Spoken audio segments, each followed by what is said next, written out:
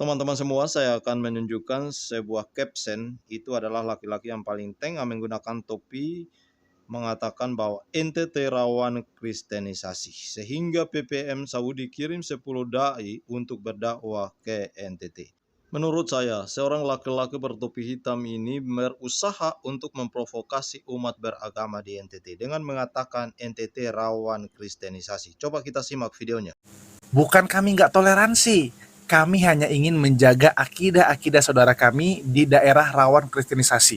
Bukan kami nggak toleransi, kami hanya ingin menjaga akidah-akidah saudara kami di daerah rawan kristenisasi.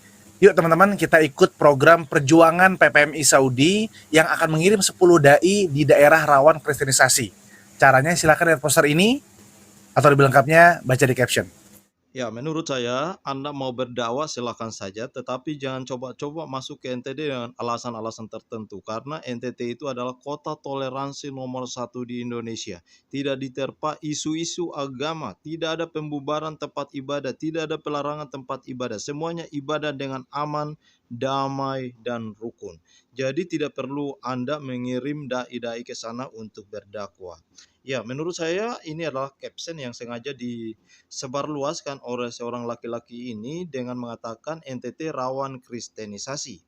Dengan demikianlah PPMI Saudi kirim 10 dai, ya, mungkin untuk berdakwah ke NTT. Silakan saja, tetapi jangan coba-coba membuat satu provokasi atau kekacauan untuk orang NTT. NTT itu sudah aman, tidak ada kristenisasi, semuanya hidup rukun dan damai.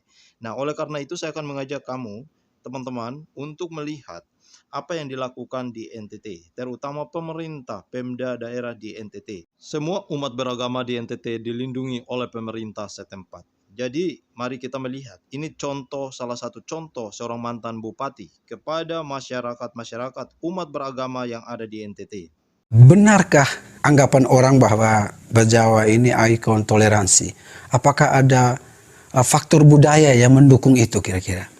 Hal ini dimungkinkan karena pertama, budaya orang ada. Budaya orang ada itu suka menerima tamu. Pater tahu istilah Bejawa niungoe. Tamu siapapun, dari manapun, dengan tidak membedakan suku, agama, ras, namanya orang datang pasti akan diterima. Sehingga banyak saudara kita yang dari luar, dari Jawa, dari Sumatera, Palembang, Padang, dari Sulawesi, dan lain sebagainya. Ya kita bisa lihat fakta ini. Mereka hidup di sini rukun dengan masyarakat di sekitar sini. Mereka berusaha secara ekonomi dan tidak ada satu soal pun. Jadi sebenarnya pertama prinsip itu bahwa budaya kita menguntungkan kita. Karena syarat untuk membangun faktor keamanan. Oleh karena itu pemerintah melihat dengan tugas tanggung jawab. Karena urusan agama, urusan pemerintah. Lalu kalau demikian, pemerintah apa yang pemerintah bisa buat untuk melihat masyarakat kita hidup penuh kedamaian, kegiatan keagamaan misalnya MTQ.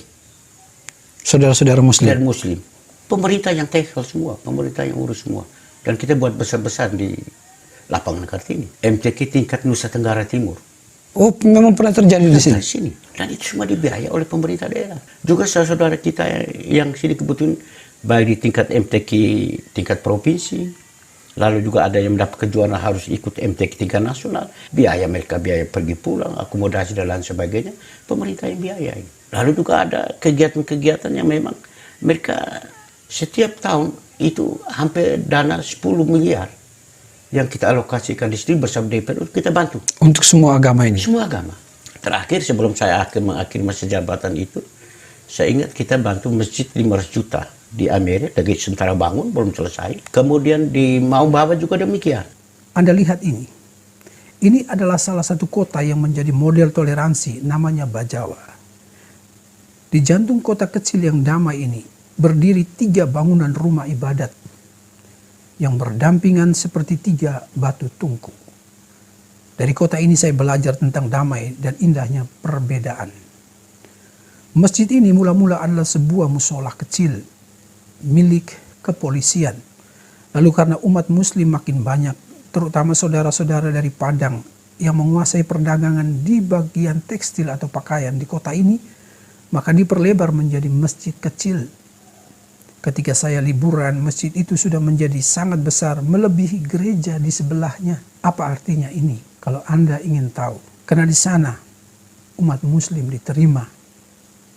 Bukan saja umat Muslim, umat Kristen, Katolik, semuanya dihormati, semuanya dijaga, semuanya diterima, bahkan semuanya belajar tentang toleransi beragama. Jadi di NTT itu aman, tidak ada provokasi sana-sini terkait dengan pembubaran tempat ibadah, pelarangan tempat ibadah, semuanya aman, damai, dan rukun.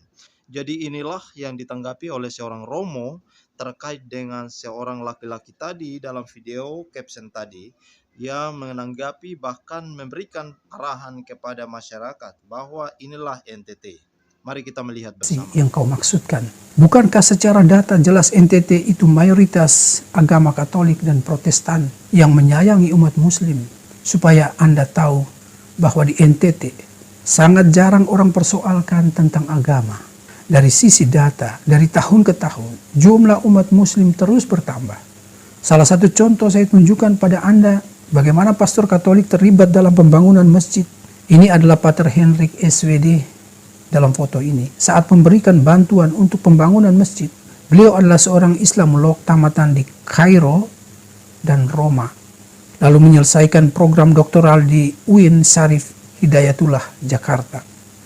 Agama bukan tembok yang membatasi penganutnya dalam membangun kerjasama. Agama adalah jembatan menuju perdamaian dan kerjasama demi kesejahteraan bangsa ini. Itu pesan saudara saya Pater Hendrik, Imam Katolik, saat memberikan bantuan dari pihak Gereja Katolik.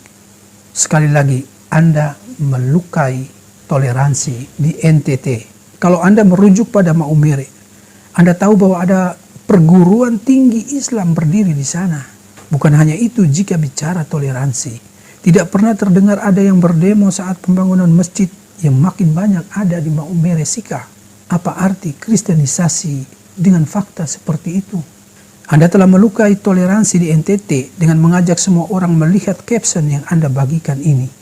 Isi caption itu adalah sebuah penghakiman terbuka pada provinsi NTT. Dan saudara katakan, kita jaga agama kita, agama saudara-saudara kita, agar kita bisa masuk surga bersama-sama.